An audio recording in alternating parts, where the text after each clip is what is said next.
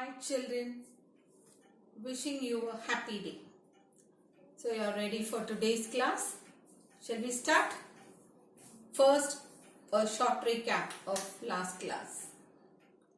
Louis Pasteur believed that germs were carried by air and dust particles and might infect other things that come in contact with them. He proved this through soup experiment, and he also made useful experiment to show the difference between pure and impure air or stale air. Louis Pasteur was called as an all-round scientist. The scientists were angered of a suggestion to inject the weak and old germs of a particular disease into the animals. At last, they allowed to conduct his experiment in public. Okay, now let me start from point number 17. Reader. So Pasteur collected some sheep, goats and cows and divided them into two lots. Two lots means 24 into 2. To one lot he gave injections of his weak anthrax germs. The other lot was left alone. Then on a certain day, all the animals were injected with the most deadly anthrax germs that could be produced. On the third day, the experiment, a crowd of people, on the third day after the experiment, a crowd of people gathered round the sheds to see what had happened to the animals. Pasteur, even though he was so sure of himself, must have felt nervous.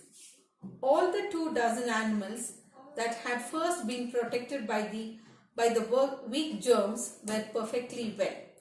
The deadly injection had done them no harm at all. Of the other 24 animals, 22 were dead and the other 2 were dying. When the news spread that Pasteur had discovered a cure for anthrax, hundreds of people wrote to him for supplies of vaccine or weak germs, and he had to turn his laboratory into a kind of small germ factory. Explanation. Pasteur collected some sheep, goats and cows and divided them into 2 lots, maybe a number of 22 in each. Let us name it as lot A and lot B. He injected the weak and the old anthrax germs into one lot. The other lot was left alone. So lot A, he injected the weak and the old germs of anthrax, and to lot B, it was left alone, nothing was injected. On one certain day, all the animals were injected with the most deadly germs of anthrax. That is lot A and lot B, all were injected with the most deadly germs of anthrax. Then on the third day, a big crowd was gathered around the shed to see what had happened to all the animals. So first day, to lot A, weak and old germs of anthrax was injected to lot A, and lot B was left alone. And second day, both lot A and B was injected with most deadly germs of anthrax. And the third day, all the people gathered there because the scientists agreed to allow to conduct the experiment in public. So the crowd was gathered around the shed to see what had happened to all the animals. Pasteur, even though he was confident about his theory, was a bit nervous. All the 24, that is in lot A, and which were first injected with the weak and old germs of anthrax, were perfectly well. And when they checked the other lot B, which were injected only by the most deadly germs, and you can see here in the picture, like lot A, which was injected with the first was injected with the weak and old germs of anthrax, and then again it was injected with the most deadly germs. They were perfectly well. And the other one, Lot B, which was first it was not injected with the weak germs, but it was injected only with the most deadly germs. So they were affected by anthrax, by that particular disease, only by the, and of that, among that 24, 22 were dead and the other 2 were in a dying state.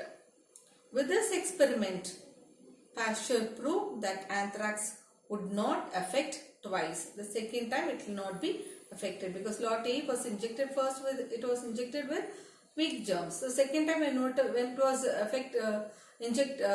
injected with the most deadly germs, it was not affected. So it will not affect twice. So the news that Pasteur had discovered a cure for anthrax spread all around, and hundreds of people demanded to supply the vaccine or the weak germs and old germs of anthrax. So his laboratory was turned into a small germ factory. Point number 18. Pasteur received many honors from the French government, and in 1881 he came to a big medical congress in London. When he walked down the hall, there was a storm of applause. He looked around thinking that the cheers must be for some royal person, for Pasteur could hardly believe that the applause was meant for him. So explanation.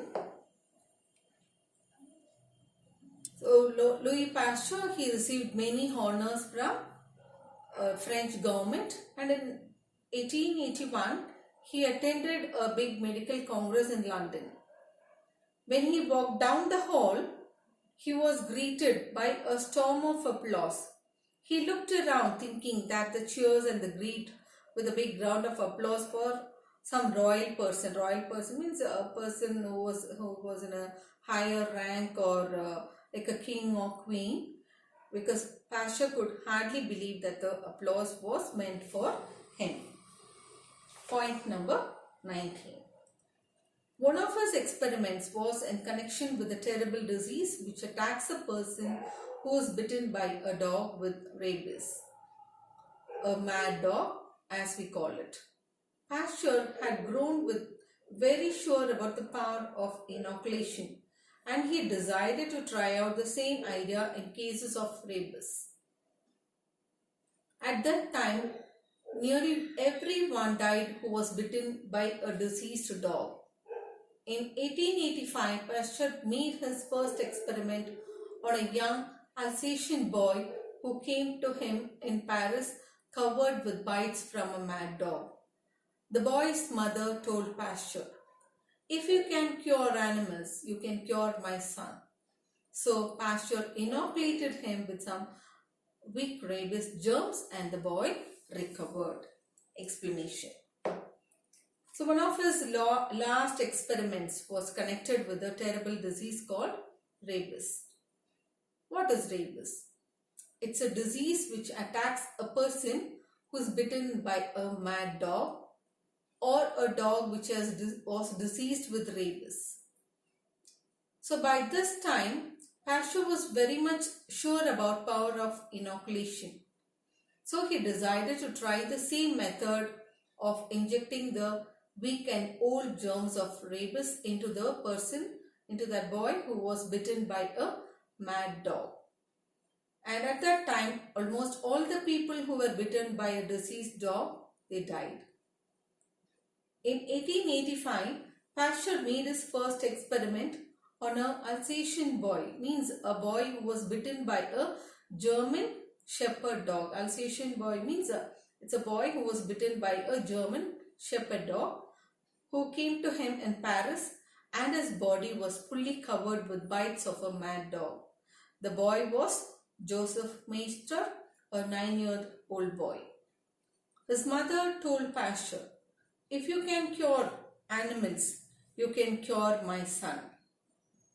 And this, it's very important, children. This was asked in last year's first some question paper. So the mother requested, when you can cure the animal, a cow or a sheep, from anthrax, then you can cure my son too. So Pasteur accepted and he inoculated, means he injected the Alsatian boy with some weak germs of rabies, and the boy was cured. He was recovered. Point number 20. Although Dr. Jenner had already discovered how to vaccinate against smallpox, he did not really understand about bacteria. Pasteur, after giving his life to this study, was able to prove the value of inoculation and find out ways of varying it for different diseases. Explanation. Though Dr. Jenner had discovered that vaccination against smallpox, but he did not really understand and did not know much about bacteria. But Pasteur, after giving up his life to the study of bacteria, was able to prove the value of inoculation. So Pasteur was able to prove the value of inoculation, and also he found out the ways of varying it for different diseases. So what is vaccination? Vaccination and inoculation both are same. Okay, so a slight difference. What is it? It is inoculation. Vaccination is also inoculation, only with the vaccine to protect against a particular disease. Means it's a substance. Vaccine means it's a substance given to stimulate or to increase the production of antibodies and provide immunity against a disease. Immunity means the ability of an organism to resist or to withstand a particular infection. And what is inoculation? It is a treatment given. So that vaccine is a substance, and inoculation is the treatment given. Means it is injected, the particular substance, it is injected into somebody's body, someone against a disease, by injecting the weak and the old germs of the same disease into the body. As we saw in anthrax and all, the weak and the old germs are injected first and again, so it will not be affected. So like that. So vaccination and inoculation, actually not much difference between both. Vaccination is the substance which is injected, and inoculation is a verb form, that injection which is given. Coming to the next point, point number 21. During the First World War, it is 1914 to 18, the troops going abroad were inoculated against such diseases as typhoid and enteric fever, and a very low death rate. So here, sorry children, I forgot to show this. Vaccination against Dr. Jenner, he is giving that vaccination against smallpox and inoculating smallpox vaccine. You can see there in the picture. Next one. Point number 21. During the First World War, the troops going abroad were inoculated against such diseases as typhoid and enteric fever, and the very low death rate from these illnesses among the troops, even in unhealthy places, was a great tribute to Pasteur's work. So in 1914 to 1918, that is a period of First World War, and it was originated in Europe, and it lasted from 28 July 1914 to 11th November 1918. During that First World War, the troops, mean the soldiers or the armed forces, they were sent abroad. So before they were sent, they were inoculated against diseases like typhoid and enteric fever. So what is enteric fever? The intestines would be infected by some bacteria.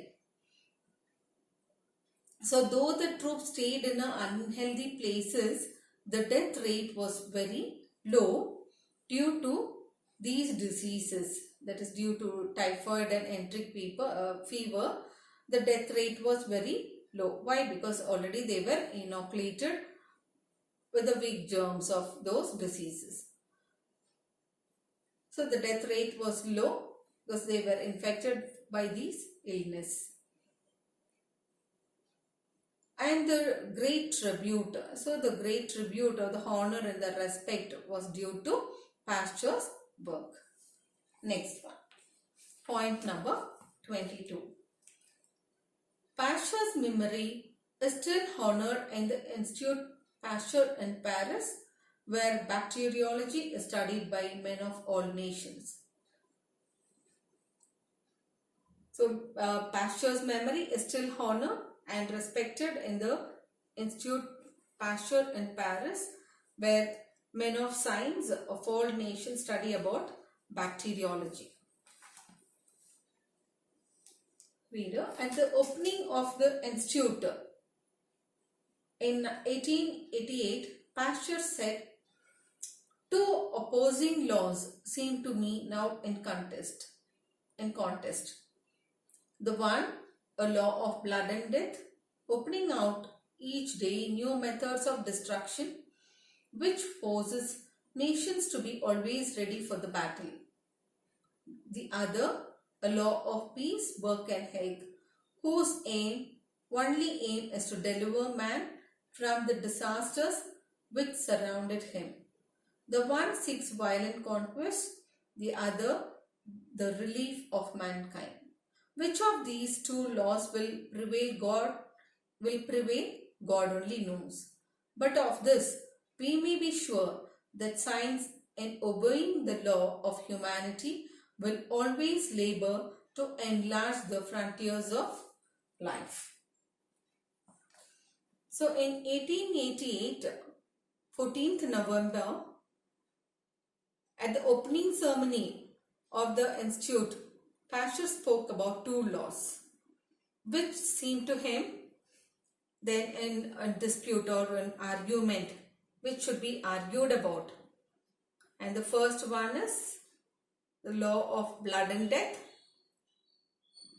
which is opening out, or each and every day dawns with new methods of destruction, which forces nations to be always ready for a fight or battle, which would end up in blood and death.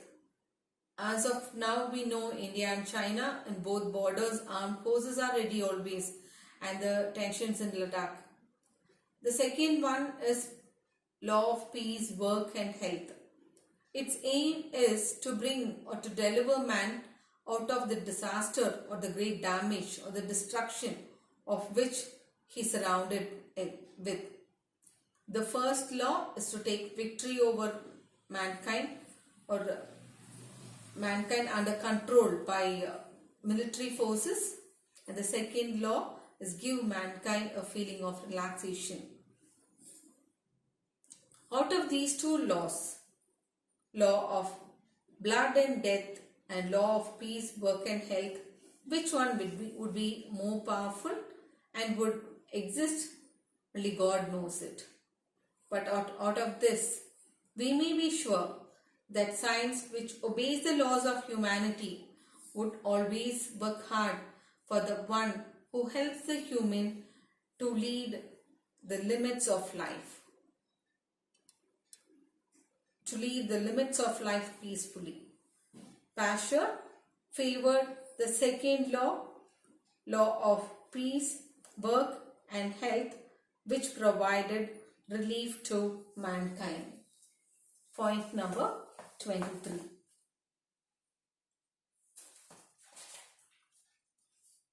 Someone who knew Pasteur well in his old age described him thus: weary, with deep lines on his face, the skin and beard both white, his hair still thick and nearly always covered with a black cap, the broad forehead wrinkled, marked with the lines of genius, the mouth slightly drawn by paralysis, but full of kindness, and above all, the living thought which still flashes from the eyes beneath the deep shadow of the eyebrows. So Pasteur in his old age was described so by someone who knew him very well. Very tired looking face and deep wrinkles on his face. His skin and beard both were white. Thick white hair and was nearly always covered with a black cap.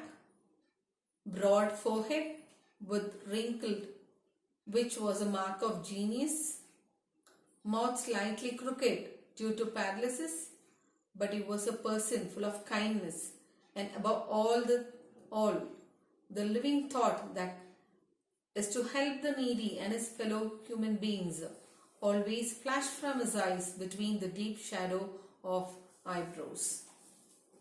Point number 24. On Pasteur's 70th birthday, his jubilee was celebrated almost like a national festival. Like Lord Lister, he was honored in his old age by the scientists of all nations. At the crowded meeting in the great hall of the University of Paris, the old man was too overcome to speak, and his speech was read to the distinguished audience by his son. On Pasteur's 70th birthday, the jubilee was almost celebrated like a national festival. Lord Lister, in his old age, was honored by the scientists of all nations. Sir Joseph Lister, he was a British surgeon. He was a pioneer of antiseptic surgery. He was known for his surgical sterile techniques. Likewise, Louis Pasteur's birthday was also celebrated with great pomp and grandeur. In the great hall of the University of Paris, at the crowded meeting, Louis Pasteur was so excited and overwhelmed and was too emotional that he became speechless. So his son read a speech to the distinguished or the dignified and highly respected audience. Point number 25. The future, he said, will belong to those who shall have done the most for suffering humanity. To the young students, he addressed a special word. First ask yourselves, what have I done for my education? Then, as you advance in life, what have I done for my country? So that someday that supreme happiness may come to you, the consciousness of having contributed in some measure to the progress and welfare of humanity.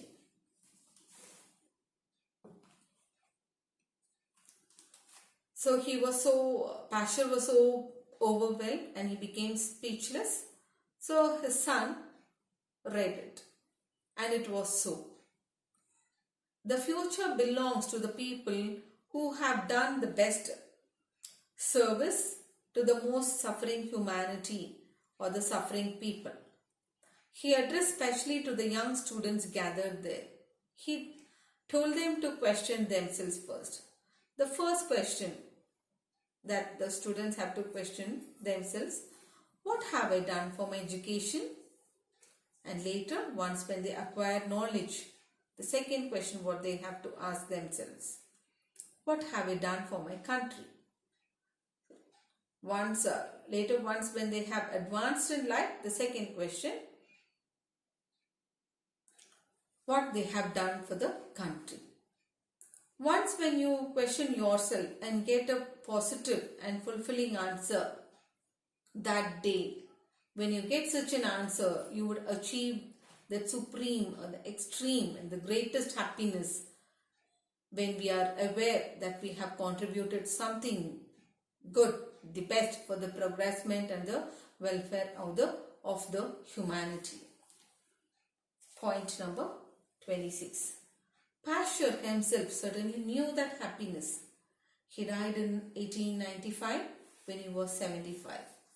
and no name in science is more honored or will longer be remembered.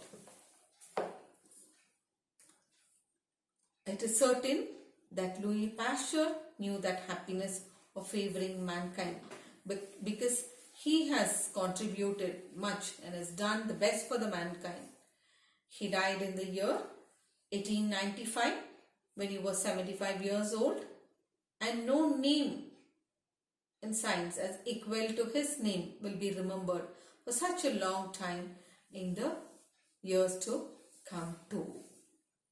Fine. So far we have seen a little about Louis Pasteur's life, his discoveries and his contributions for the suffering mankind. Now coming to the home assignment. Learn and write question number 12 to 17. Learn first and then write. Classwork, write question number 12, 13 and 16. By mistake I have given this 17 children, 16. Post both classwork and homework tomorrow without fail. Thank you.